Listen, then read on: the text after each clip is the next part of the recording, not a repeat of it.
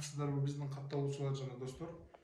Сиздерге түшүнүктүү болуш үчүн бүгүн сиздерге сарайдын проектисин чийип жөнөтөбүз. Биз сиздерге сарайыңыздардын проектисин чийип жөнөткүлө дегенде сиздер 8ге 10 же болбосо 20га 10, 20га 6, 20, 30га 4 деп ушундай кылып айтып атасыздар да, анан бири түшүнбөй калабыз. Ошон үчүн сиздерге түшүнүктүү болуш үчүн сарай салам дегендерге же навестики да 2,40 болот, сарайдыкы да 2,40 болот. Анан 3 метр да кылсаңыздар болот. Мындай кыласыздар.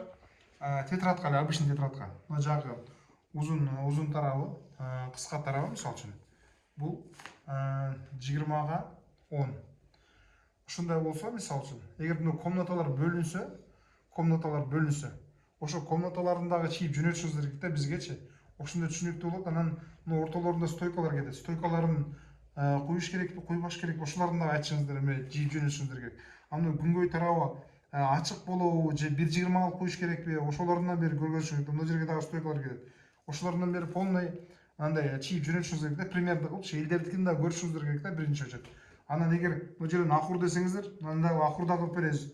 10га 20 болгондо эки катар акурда батат да. Ошон үчүн сиздерге жөнөтүңүздөр, проектиңиздер жөнөтүңүздөр дегенде ушундай кылып жөнөтөсүздөр. Бийиктигин 2,40 кыласыздар. Бийиктиги 2,40 болот сарайлардын. Эгер 3 метр болсо 3 метрдики деп эсептеп беребиз. Ошол 3 метр болсо заранее айтасыздар, 3 метр болот. Анын ортолоруна стойка кетет, акурлар куюлат. Ошолордон бери ар бир комнаталары кандай элестетип атасыздар, ошондой кылып туруп бизге жөнөтүшүңүздөр керек. Биз ошого карап эсептеп беребиз сиздерге. Рахмат барыңыздарга.